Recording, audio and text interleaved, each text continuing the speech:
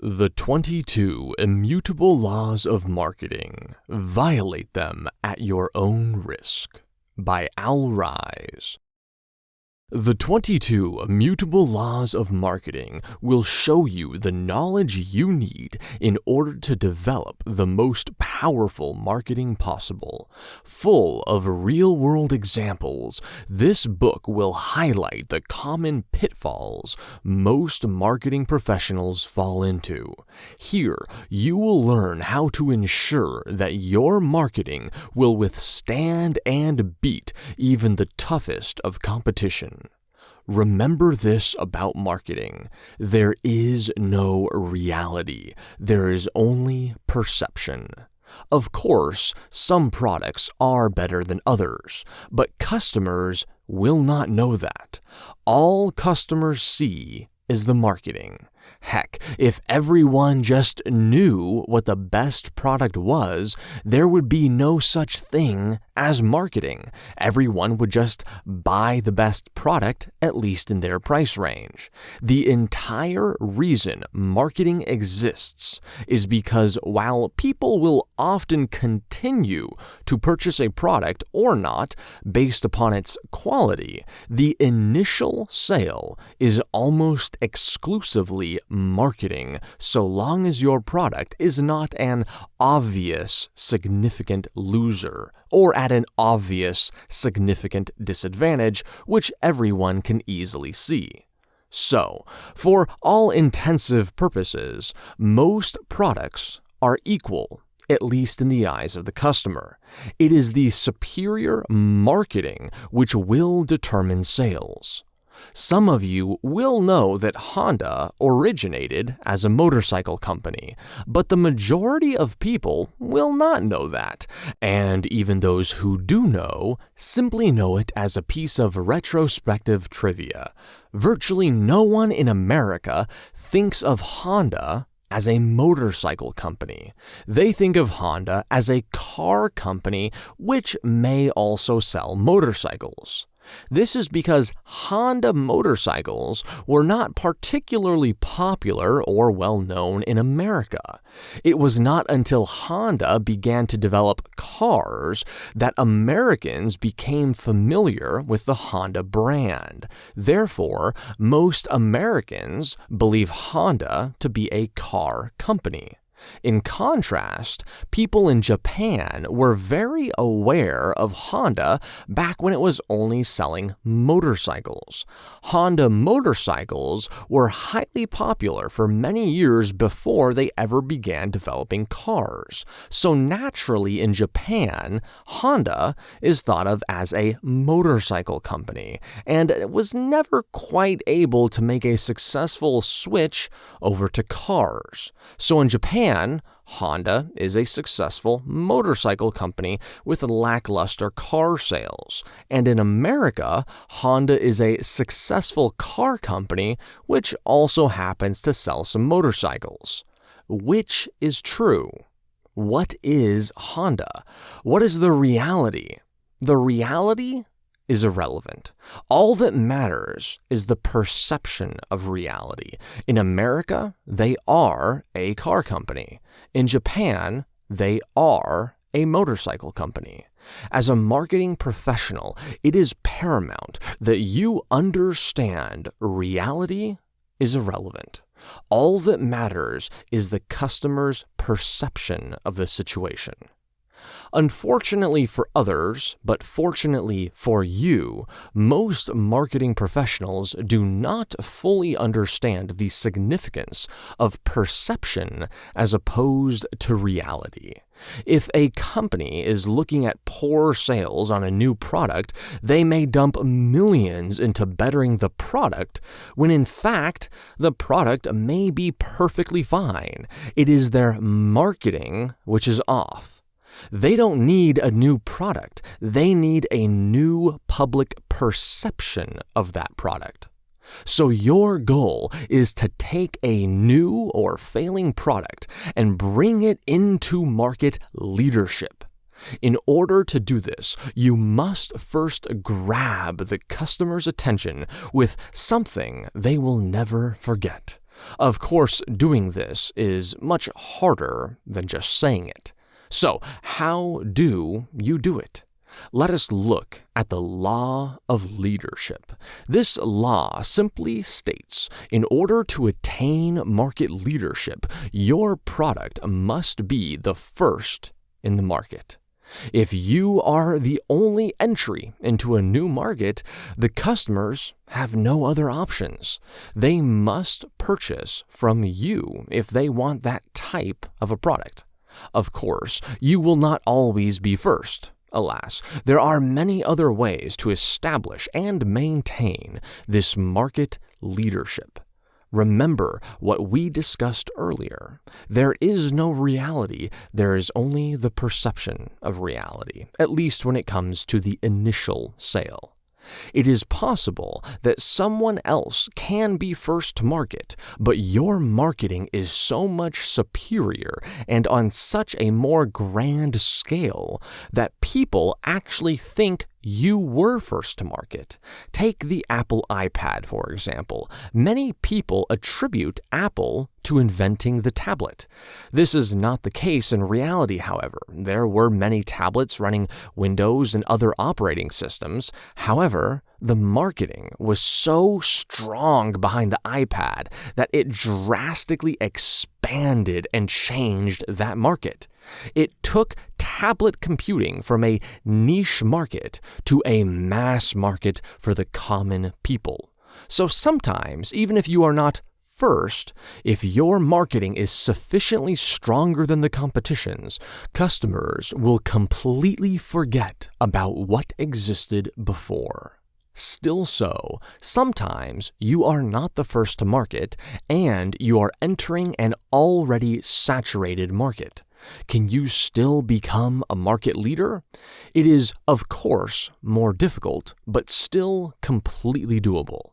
You need not be first in reality, only first in the mind of your customers. How can you easily determine the public perception of who the market leader is? Simple. Just ask them to think of a brand. Ask people to think of a smartphone manufacturer, and most people will either tell you Apple or Samsung. Ask them if they need to grab a few groceries, but they also need some printer paper and they also need a space heater. Where are they going to go if they have to choose only one place? Most people will probably say Walmart or maybe Target. Usually, the companies people first think of are going to be the market leaders. Your goal as a marketing professional is to get your brand to be the first thought in your customer's mind. And it is important to do this fast because customers' opinions are difficult to change. But why is it exactly that once a customer decides on an opinion, it is so difficult to change? Part of this is because once a product opens a new market or becomes extremely dominant in a market, that brand will become synonymous with the product itself.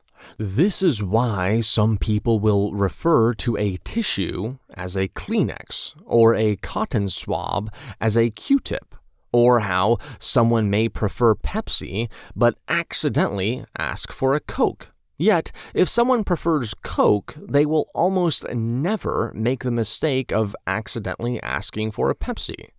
These are examples of brands which have become so successful that the customer will use the name of the brand as the actual name of the product. Once this association has occurred, it is very difficult to get rid of and may take many years. One example of this association which finally did die out was calling a photocopier a Xerox. Decades ago, when Xerox had a massive market dominance, many people would call a photocopier a Xerox, and this habit carried on for several years even after the company began underperforming and losing market share. So, of course, customer habits can change, but it takes many years and will provide even a failing company with additional support. It is best when you can enter an untapped or still relatively new or small market where there is no 800-pound gorilla. It is important to name your product wisely. You want to create a name which is easy to remember and short. For example, the Apple II is simple and easy to remember. The MITS Altair 8800 does not roll off of the tongue quite as easily, nor is it as easy to remember. Quote, "Being first in the mind is everything in marketing." End quote. But what happens when there is already an 800-pound gorilla? Do you attempt to go head-to-head with such a dominant market leader? No. You think and think and think until you can devise your own category or subcategory so you are not competing directly with the market leader. An example of this is Tesla.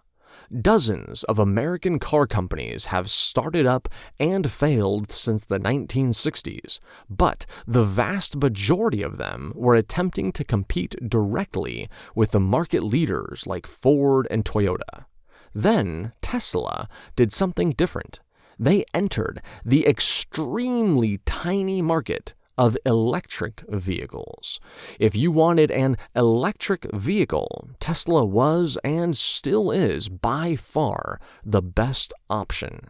Despite still today only selling a few % of what the market leaders are selling, they have developed an extremely well-known and admired brand. They have massively expanded the market for electric vehicles. If you are able to devise a completely new category or subcategory, you will, by default, be the first to market, and therefore have the best chance of developing and retaining a large market share. But what if you are not a startup, but also not the market leader? What if you are in second place? Here, you need to pinpoint the market leader's weakness relative to your product, or even the company's strengths, such as its size, but then market that as a disadvantage. Can large companies change and adapt as quickly as smaller companies can? Generally speaking, no, not even close. A small company is like a speedboat which can zigzag in an instant's notice. A massive company is like a cruise ship.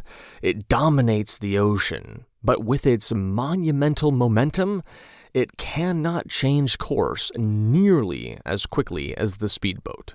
This may or may not be true or important in your space, but it certainly will be true and important in your marketing. Pepsi focused on a similar ad campaign which drew Coca-Cola as the old, outdated cola your parents drink, but not you. You're the new, hip, young generation. You drink Pepsi. While Coca-Cola is still the market leader, Pepsi has grown from its niche teenage market into its own 800-pound, multi-billion-dollar gorilla. Sometimes the simple fact that you are not the market leader is what will allow you to succeed. There will always be a percentage of people who will purchase from the clear market leader. However, there will also always be a percentage of people who will buy from everyone except the market leader. Understand the power of the underdog. One company which has demonstrated this year after year is Apple. Look at their advertising all the way back to 1984, up to their Apple vs. PC guy ads in the 2000s. No matter how big Apple gets, even when they are one of the largest and most successful companies in the entire world, they still love to be the new hip product, fighting against the old traditional ways of doing things. So remember, if you're a small company, create a new space for your product where you can be the market leader. If you're a large company, but not number one, expose the weakness of the old, complacent leader. And even if you are the leader, sometimes it's good to pretend like you're the underdog to keep your image fresh and appeal to a different demographic of customers. Improve your marketing by owning a word. A company can own a logo and products and factories, but your marketing should also focus on owning a word. Just like Q-tip and Coke, you want to own the word which is associated with your product. If that type of product comes up, you want your business to be the first thought in the customer's mind. Another example of this link is Heinz ketchup. If you tell most people to go buy ketchup, they will likely come back with some Heinz because that is the first brand the customer thinks of. That is the brand the customer is familiar with. Having a word or two which customers immediately link up to your brand is an extremely powerful marketing tool. You can use this word in the context of catchy, unique advertisements. This does not always have to be the actual type of product, but something that describes your product. For example, when you hear the word car, you may think of Toyota or Ford. But when you hear the words safe car, now what do you think of? Tesla? Volvo? Both of these companies are far too small to compete with the major players just on the word car, but in the subcategory of safe car, they can come to the forefront. If you were to change that keyword to reliable car, now what do you think? Toyota? Honda? How about luxury car? Mercedes, BMW. The more specific you go, the easier it will be to find a place where you can become the market leader. However, at a certain point, you will begin impinging on other companies' legal phrases and/or appear to be copying another company. Look at batteries. Duracell came out with the phrases long-lasting and longer-lasting. Well, this is quite an obvious keyword for something like a battery, yet another battery company which would come in and start saying they are longer-lasting would simply appear to be copying Duracell. This is how battery maker Energizer eventually came up with the Energizer Bunny. They weren't saying the words long-lasting, that would just appear as copying, so they had to create a visual representation of it, which ultimately led to the company's great success with the Energizer Bunny and establishing their own unique brand. Customers need choice. At least the perception of choice. Most people may think they need to expand their business line in order to give customers choice, but things are not necessarily so simple. Often, it can be a more wise decision to actually keep the product line limited, but offer those products at the absolute highest quality and best price you possibly can. If you are forced to split your time, energy, and resources between many products, you will not be able to produce as high of a quality product for as good of a price. While, of course, there are monster conglomerate companies like Amazon and Walmart, the vast majority of successful businesses focus on one specific thing and do it extraordinarily well. And let us not forget that even the monster that is Amazon started exclusively as a print book seller. And even Walmart specializes in entry-level, low-priced inventory. Focus your energy on a specific demographic of people. As you grow and dominate your sector, you can grow your product base. But first, you must master a small demographic. If you are fortunate enough to see your brand become a market leader, beware. It is common for market leaders to become complacent and lazy. This is the primary way market leaders are disrupted. They stop innovating and stop pushing to improve their product and brand. You must never fall into this trap of complacency. One sign of an overconfident market leader is when the company rapidly begins expanding far beyond its base product line. This often results in highly poor quality and ultimate failure. Sometimes with such a brand weakening taking place during that process, the core products will begin to lose their market share. On the opposite end of the spectrum, some businesses will refuse to expand or change even though the market demands it.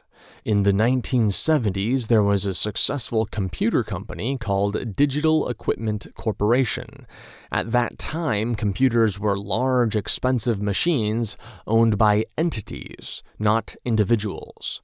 Even as the technology progressed and it appeared the advent of a personal computer was in the near future, Digital Equipment Corporation refused to adapt and eventually lost their market share and became irrelevant. Blockbuster held an even stronger market share on movies in the form of VHS and later DVD rentals. At their peak, Blockbuster had over 9,000 locations. In the year 2000, Blockbuster had an opportunity to purchase Netflix for a mere $50 million. Blockbuster rejected the deal and made no attempt to expand or transition their business to incorporate the online market for many years. Eventually, Blockbuster realized they were in a sinking ship and attempted to copy Netflix's business format. This prompted Netflix to sue Blockbuster, for which Blockbuster settled in paying Netflix $4.1 million. As the years continued to pass, Blockbuster became the irrelevant dinosaur in the movie distribution business and filed for bankruptcy in 2010, just 10 years after they had the ability to purchase Netflix for $50 million. Meanwhile, Netflix today is currently worth over $55 billion. All companies make mistakes. And as a marketing professional, you will make mistakes too. What matters is making less mistakes than the competition, making less significant mistakes, and recovering from those mistakes faster. Market landscapes often take multiple years to significantly change. If you are wrong today, that is okay. Acknowledge it and move on. Major destruction happens when mistakes are made, but the companies fail to acknowledge their mistake, and they fail to adjust properly. Risk is necessary in both business and in marketing. Therefore, you must accept the outcome will not be as desired from time to time. So long as the risk is intelligent and understood and quickly adjusted if things go wrong, you will be far better off taking risk in your marketing strategies than playing it safe. This concludes the 22 Immutable Laws of Marketing. Violate them at your own risk by Al Rise.